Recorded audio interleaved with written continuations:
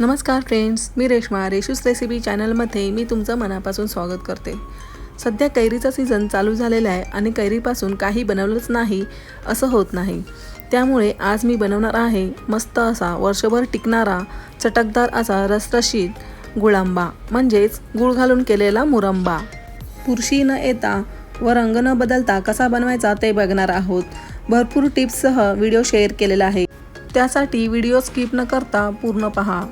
आता कैरीचा गुळांबा बनवण्यासाठी मी इथे अर्धा किलो वजनी कैरी घेतलेली आहे। कैरी घेताना कैरी छान कडक आणि वजनदार गाभेदार मोठी असायला हवी आणि कैरी जास्त आंबट नसावी।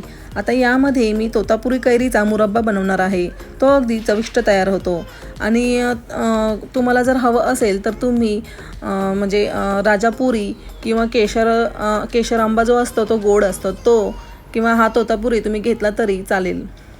आता ह्या कैऱ्या छान स्वच्छ धुवून झालेल्या आहेत। आपण सोलण्याच्या साहाय्याने छान कैरीच्या साली काढून घेऊयात। आता साली एकदा काढल्या की आपल्याला त्याला पाण्याचा हात अजिबात लागता कामा नये याची काळजी घ्यावी। आणि कैरी शिजवताना आपल्याला कुठेही पाणी यामध्ये घालायचं नाही आहे। त्यामुळे आपला कैरीचा मुरब्बा वर्षभर चांगला टिकतो, म्हणून आपल्याला पाण्याचा हात किंवा यामध्ये पाणी घालायचं नाही आहे। तर बघा, आता आपण यामध्ये किसणीच्या साहाय्याने उभ्या रेषेमध्ये आपण किसणीने किसून घेऊया। म्हणजेच कैरी किसणीने किसताना आपल्याला लांब सडक किस करून घ्यायचा आहे। तर बघा, लांब सडक छान असा किसला गेलाय। तर अशाच प्रकारे मी सगळ्या कैऱ्या किसून घेते। तर संपूर्णपणे कैरी किसून झालेली आहे आणि आता या कैरीच्या बाठ्याला अजिबात गर राहिलेला नाही, कारण कैरी मोठी असल्याने छान अशी गाभेदार असल्याने पटापट किसली गेली। तर बघा, छान रसरशीत परफेक्ट गुळांबा बनवण्यासाठी प्रमाण असायला हवं। आता ह्या कैरीचा किस 2 कप झालेला आहे। गुळाचं प्रमाण पुढे मी सांगितलं आहे, तर आता आपण पुढची प्रोसेस करूया। आता मुरंबा बनवण्यासाठी जाड बुडाची कढई घेऊन त्यामध्ये 1 चमचा तूप घालून घेतलंय आणि त्यामध्ये मी तेजपत्ता 1 घालून घेतलाय आणि 5 ते 6 लवंगा आणि 5 ते 6 काळी मिरी। आता यामध्ये तुम्ही तेलामध्येच तुम्ही दालचिनी पण घालू शकता। तर मी दालचिनीचा वापर नंतर केलेला आहे। तर आता हे छान थोडंसं काही सेकंद परतवून झाल्यानंतर आपण यामध्ये कैरीचा किस घालून घेऊयात। तर बघा, तुम्हाला मी सांगितल्याप्रमाणे यामध्ये 2 कप आपला कैरीचा किस झालेला आहे, तो यामध्ये घालून घेऊया। कैरीचा किस घातल्यानंतर आपण याला 1 मिनिटं परतूयात। आणि आता जेवढा कैरीचा किस घेतलाय तेवढाच आपल्याला गूळ बारीक करून घ्यायचा आहे किंवा किसून घ्यायचा आहे। यामध्ये आपण आता गूळ घालून घेऊया। आता रंग छान येण्यासाठी मुरंबा बहुतेकांचा काळपट होतो, तर गूळ घेताना साधा गूळ घ्यायचा, म्हणजे जो आपला पिवळसर जो तुम्हाला दिसतो या प्रकारे आपल्याला गूळ घ्यायचा आहे। तर बघा, सेंद्रिय गूळ हा आपला काळा असतो, तर तो आपल्याला यामध्ये घालायचा नाही। शिवाय तुम्हाला रंग हवा असेल तर तुम्ही हा घाला। जर तुम्हाला रंगाचं काहीच इश्यू नसेल तर तुम्ही काळा गूळ घातलं तरी चालेल।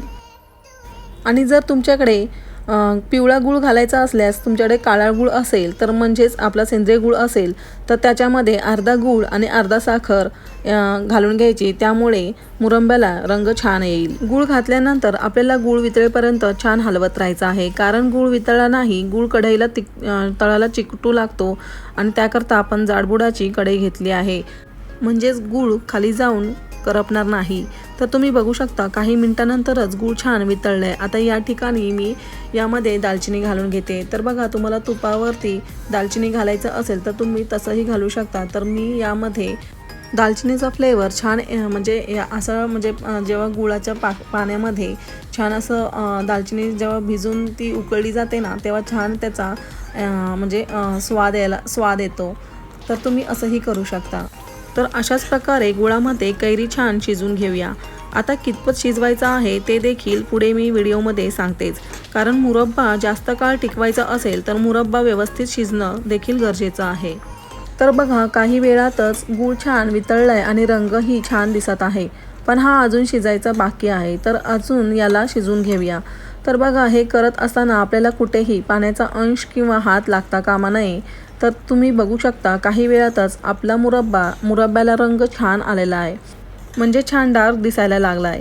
आता यातलं पाणी चेक करायचं। तर बघा, गुळाचा पाक चमच्याने घ्यायचं आणि हलकंसं थंड करून बोटावर घेऊन बघायचं। तर गुळाचा पाक चमच्यावर घेऊन हलकंसं थंड करून बोटावर 2 बोटावर घेऊन असं म्हणजे असं बोटं 2 लांब करायची. जर त्याच्यामध्ये एक तार येत असेल तर समजायचं या ठिकाणी गुळांबा तयार आहे. आणि याला आपण 15 ते 20 मिनटं छान थंड होऊन देऊया. आणि थंड झाल्यानंतर यामध्ये आपल्याला वेलची पावडर घालून घ्यायची आहे. गोडाचा कोणताही पदार्थ असो, वेलची पावडर नेहमी शेवटी घालावी, याने स्वाद छान येतो.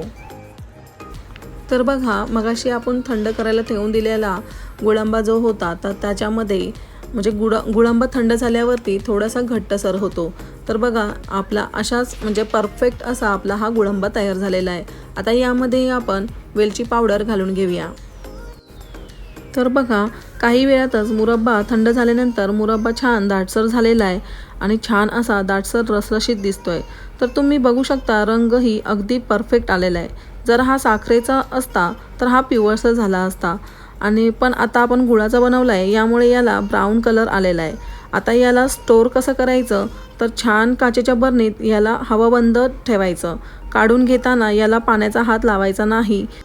तर अशा प्रकारे आपला गुळांबा तयार आहे. म्हणजेच कच्च्या कैरीपासून आपण बनवलेला मुरब्बा हा आपला मुरंबा तयार आहे. तर रेसिपी कशी वाटली ते मला कमेंट करून नक्की सांगा. आणि हा गुळांबा आपल्याला किंवा गुळांबा चपातीसोबत खाऊ शकता. आणि हा गुळांबा चपातीला लावून रोल करून लहान मुलांना जर दिलं तर तेही अगदी आवडीने खातील. तसंच ब्रेडला आपण जाम लावतो ना, त्याऐवजी हा गुळांबा लावून खायचा, म्हणजे अप्रतिम लागतो. तुम्हीसुद्धा अशा प्रकारे पारंपरिक पद्धतीने गुळांबा म्हणजेच कैरीचा मुरब्बा करून पहा आणि तुमचा अनुभव मला शेअर करा. तर भेटूया अशाच छान छान रेसिपीसोबत. Bye bye.